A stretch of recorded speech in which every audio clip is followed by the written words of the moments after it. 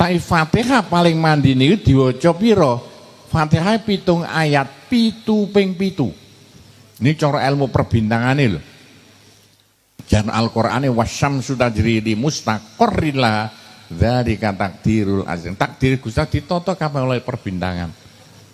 Bu, rahasia ya aja kondong-kondong ya. Nek san butuh napa-napa kepengin kasil saknalika.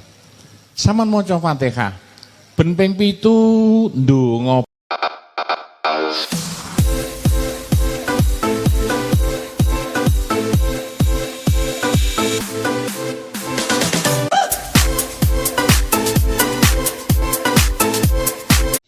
Tai Fatihah paling mandi niku diwaca pira? Fatihah 7 ayat 7 ping 7. Ini cara ilmu perbintangane lho. Jan Al-Qur'ane wasyamsu tajri li mustaqarrin laha dzalika takdirul azim. Takdir Gusti ditata kabeh oleh perbintangan. Bu, rahasia ya aja kondong-kondong ya. Nek san butuh napa-napa kepengin kasil saknalika. Saman maca Fatihah ben ping 7 ndonga, ben ping 7 ndonga. Jumlahe 7 ping 7 ping 49. Khususnya nek ndek dhuwit, nek ndek utang gak iso nyaur. Pun krungu maca Fatihah. Ben ping 7 ndonga ya Allah, muga paring yatra ge nyaur utang kula. Sampai ping 7 jumlahe 49. Cara undang-undang perbintangane Fatihah nek diwaca ping 49 ben ping 7 ndonga kuwah tandingane gak ana mandine setengah mati. Kabeh ditata cara kedokterane ngono iku. Sing nyeleksi sapa ya pujangga-pujangga, ulama-ulama sing makrifat, sing matane katok swarga, katok neraka. Padha karo dokter iso nyeleksi iki godhong kandungane vitamin A, godhong vitamin B, ki tombone kencing manis, tombone liver. Niku dokter sing nyelidiki liwat laboratorium. Niki laboratorium gaib. 49. Pak Kopor contokno upamane ayo ana wong duwe anak nuwakali setengah mati enten mriki. Wis boger mau gak kena dhewe senane main judi gak kena dikandani. Niku nek kepengin nambani Bu, gak usah didukukno, didukuni dhewe. Carane ngeten nggih. Nek anake nakal sampean colong pakaian sing nemplek nok kulite anak sampean sempake. Nek wedok kotangi. Ayo Pak, sempake anak sampean. Sampean gegem sing rapet dadi remote. Niki remote. Nyatane kabeh iso jalan go remote. Kaya-kaya gegem anake gak gegem sempake. Sampun maca Fatihah. Lho, kek napa? Nek iso ben waladolin sepuluh. Brus ndonga. Ya Allah muga pariwaras nakale anak kula. Maca Fatihah maneh.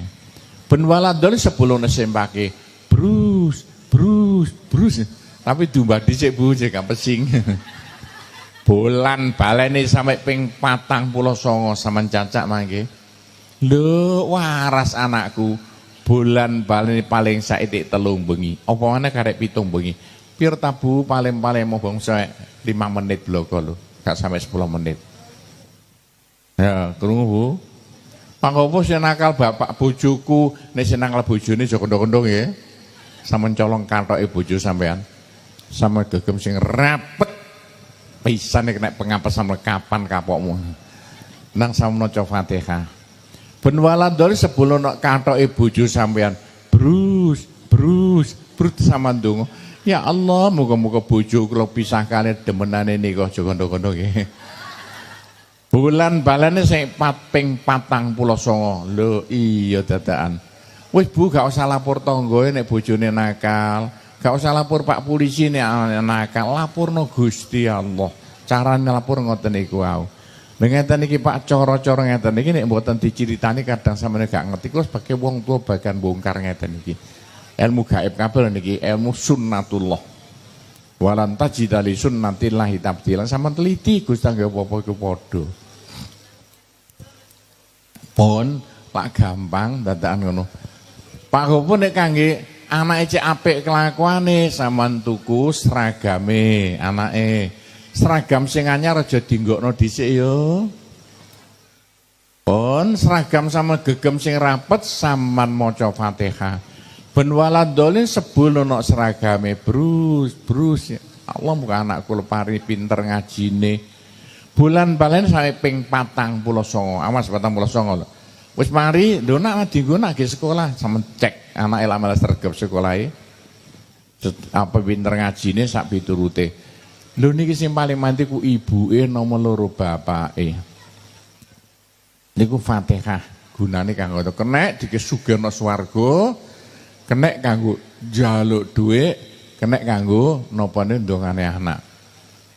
Tapi nek kanggone penyakit carane ngeten ya. Sama ndelok banyu ngeten iki. Banyu sampean macakno Fatihah, Bu. Pak, ben waladone sebulno. Brus. Sampai ping 49. Nek pun ping 49 ditutupi. Sama sukakno ten anak sampean sing lara. Pun lha iki nak didongani ibu mau bengi kain ngombe kale diusap-usapno. Diombe. Bismillahirrahmanirrahim diombe.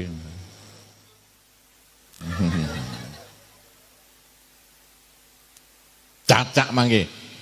Lho, iya dadakan. Lak penak ta? Menapa gawe banyu sak karepe. Banyune niku wau diwacakno Fatihah ping 49 ben walandane sebulno banyu. Iki perintah Kanjeng Nabi lho. Mosok aku nek gak percaya, kula sampe diundang nang Amerika lho, kanggo ngeten-ngeten iki. Ayo nek ana anake dientup kala jengking. Aduh bu, wis gak usah disuwukno. Carane ngeten ya, endi nak sing dientup nak iki bu, tangane. Jempolan sampean sing tengen templekno bekas sing dientup wae, pelek. Sikil sampean kudu nemplek lemah. Iki undang-undang cara ilmu alam. Sikil kudu nemplek lemah gak le sandalan. Iki cara rekan remote. Terus sampean maca Fatihah, ben waladol sebulno. Brus wis waras nak tambah lara, Bu. Bulan bar sampai waras gres. Bener kene, waras kare gres. Nek gak percaya buktekno. Kula pun buktekno sak pirang-piruang banget. Nene. Contohno Pak Koput, demi Allah. 15 tahun yang lalu kula dijak kali bendaharane Muhammadiyah Paciran ring rumah sakit Muhammadiyah. Mergo anake cilik iku lara, kula dijak. Sing ngejak kula bendahara Muhammadiyah. Bareng kula mlebu ring rumah sakit Muhammadiyah, dia ana jungkir walik gak ngerti yang sendang, dicokot orong-orong. Umure 3 wulan lemu sehat nonton jungkir walik. Mulai jam 3 sore. Bareng kula teko, Pak Gopur, tepaan Pak Gopur. Kula diseret ku jaring kamare. Wis ireng, pucet wis anak meh mati. Tangane sing dicokot orong-orong kula cekel plek. Kula gak orong-orong kaya napa rupane. Lho niku lho. Temen nek kula acakno Fatihah tok. Lah kok waras gres saknalika. Selamat sama rene Pak Gopur, gak rene mati aku iso sampe ngono. Nah niku pun boleh contohaken nggih. Fatihah nek nyuk penyakit mandine setengah mati, Bu. Nek anake wetenge lara wacakno Fatihah. Ben waladone sebulno wetenge brus, ya Allah pariwara petenge anak kula. Sing lara sirahe maca Fatihah sebulno. Utawa dicekel nganggo tangan tengen iki padha mawon. Nek Fatihane digawe suwuk mandine setengah mati.